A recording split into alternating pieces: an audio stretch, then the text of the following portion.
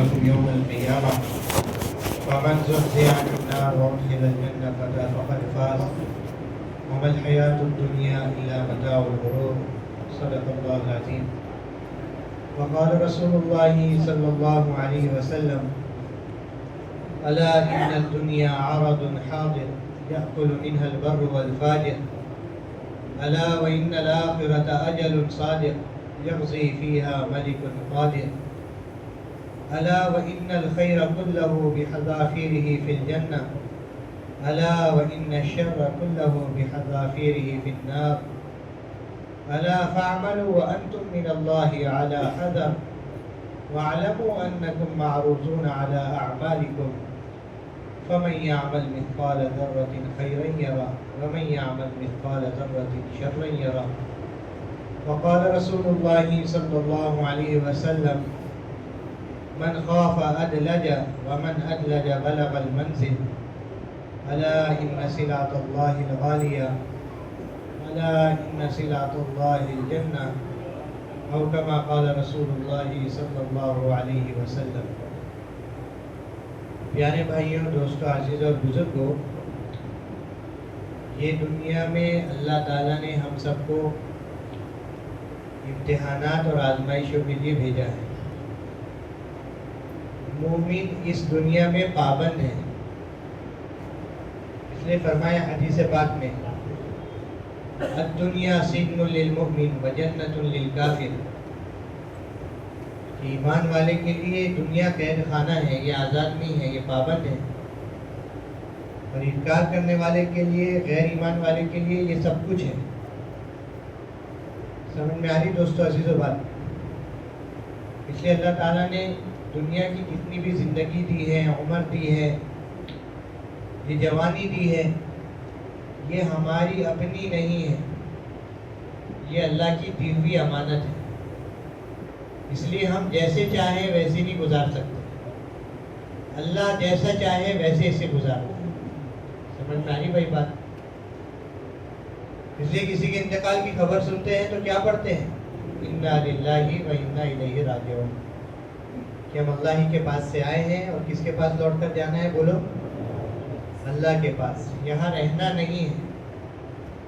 اللہ نے آخرت کے بارے میں فرمایا ہی دار القرار، کہ قرار کی جگہ کون سی ہے؟ قرار کی جگہ آخرت ہے، اور قرار کی جگہ اور ہمیشہ رہنے کی جگہ آخرت ہے. دنیا قرار کی جگہ نہیں ہے.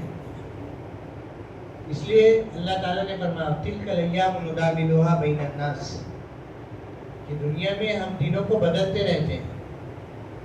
آج کا غم ہے، کل کی خوشی ہے. بات آ رہی سمجھ میں؟ آج کی راحت ہے، کل کی پریشانی ہے. یہ دنیا ہے. اس لیے ہم دنیا میں آزاد نہیں ہیں، ہم دنیا میں پابند ہیں. اس لیے حضور صلی اللہ علیہ وسلم سے فرمایا کہ آپ لوگوں کو اچھی طرح سے یہ بات سمجھا دیجئے جن کا یہ عقیدہ بنا ہوا ہے زعم الذین کفروا ان لن یبعثوا،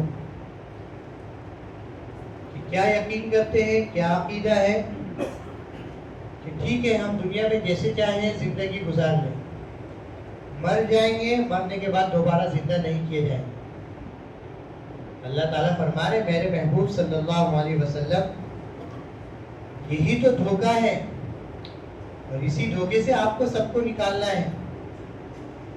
آپ کہیے، قسم کھا کر کہیے، تاکید کے ساتھ کہیے، تاکہ لوگ اس دھوکے سے نکل جائیں. قل بلا وربی، میرے رب کی قسم، میرے پروردگار کی قسم، لتبعثن ثم لتنبؤن بما عملتم وذلك على الله يسير، کہ تم سب کو مرنے کے بعد دوبارہ زندہ ہونا ہے اور اللہ کے پاس جانا ہے. اور اللہ کے لیے مرنے کے بعد دوبارہ زندہ کرنا، جیسا پیدا کرنا آسان ویسا دوبارہ زندہ کرنا آسان. اللہ کے لیے کوئی مشکل نہیں ہے. تو تمہیں ایسا لگتا ہے تم تو مٹی سے بنے ہیں اور مٹی میں ملا دیے جاؤ گے، اور مٹی سے اللہ زندہ کریں گے تمہیں. اس لیے کسی قبر کو مٹی دیتے ہیں تو کیا کرتے ہیں؟ منہا خلقناکم، کہ ہم نے اسی مٹی سے تمہیں پیدا کیا. وفیہا نعیدکم، اور اسی مٹی کی طرف ہم تمہیں لوٹا رہے ہیں. وَفِيهَا نُخْرِجُكُمْ تَارَةً أُخْرَىٰ، اور کل روز قیامت اسی مٹی سے تمہیں دوبارہ زندہ کریں گے. میرے دوستو بزرگوں، زندگی کامیاب ان کی ہے. بہت سے لوگ اس میں دھوکہ کھا جاتے ہیں. دل نے فرمایا الا ان الدنیا عرض حاضر یاکل من البر والفاجر.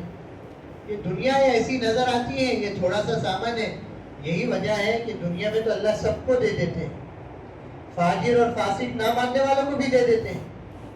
یہ فرمایا ولولا ان یکون الناس امۃ واحدہ لجعلنا لمن یکفر بالرحمن لبیوتہم سقفا من فضة ومعارج علیہا یظہرون ولبیوتہم ابوابا وسررا علیہا یتکئون وزخرفا وإن كل ذلك لما متاع الحیاة الدنیا والآخرة عند ربک للمتقین. اللہ اکبر. اگر لوگوں کے بہکنے کا ڈر نہیں ہوتا، لوگ رات ٹپکاتے ہیں نا دیکھ کر، تو ہمیں جو نہ ماننے والے ہوتے ہیں تو ہم ان کے گھروں کو، ان کی چھتوں کو، ان کے دروازوں کو سب کو سونا چاندی کا بنا دیتے. ہمیں کوئی پرواہ نہیں، لو اسی میں خوش رہو. لیکن یاد رکھو یہ سب دنیا کا دھوکہ ہے. بات آ رہی سمجھ میں؟ آخرت متقین کے لیے ہے. اس لیے دنیا کے بارے میں فرمایا متاع الغرور، یہ دھوکے کی جگہ ہے.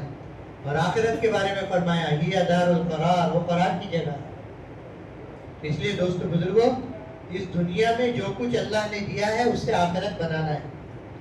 قارون سے یہی کہا تھا موسیٰ علیہ الصلوۃ والتسلیم نے وابتغ فیما آتاک اللہ الدار الآخرہ ولا تنس نصیبک من الدنیا واحسن کما احسن اللہ الیک. دیکھ تیرے پاس جو کچھ ہے یہ اللہ کی دی ہوئی دین ہے، اس کے ذریعے سے تو اپنی آخرت بنا لے. اس کے ذریعے سے کیا بنا لے؟ آخرت بنا لے. پھر دوستو بزرگوں، جو دنیا میں رہتے ہوئے آخرت بناتے ہیں بقا انہی کے لیے. بات آ رہی بھائی سمجھ؟ چاہے وہ کوئی فرد ہو، چاہے وہ کوئی خاندان ہو، اللہ ان کو باقی رکھتے ہیں، ان کے نام کو باقی رکھتے ہیں، ان کے کام کو باقی رکھتے ہیں. اللہ اکبر. دنیا ان پر آنسو بہاتی ہے، دنیا ان پر غم کرتی ہے. اللہ تعالیٰ نے پورا ایک خاندان، ابراہیم علیہ السلام، اسماعیل علیہ السلام، بی بی ہاجرہ، اللہ کے لیے جو قربانیاں دی ہیں. وَإِذِ ابْتَلَىٰ إِبْرَاهِيمَ رَبُّهُ بِكَلِمَاتٍ فَأَتَمَّهُنَّ قَالَ إِنِّي جَاعِلُكَ لِلنَّاسِ إِمَامًا. ابراہیم علیہ الصلوۃ والتسلیم مختلف ادوار سے گزرے ہیں، مختلف امتحانات سے گزرے ہیں، مختلف آزمائشوں سے گزرے ہیں.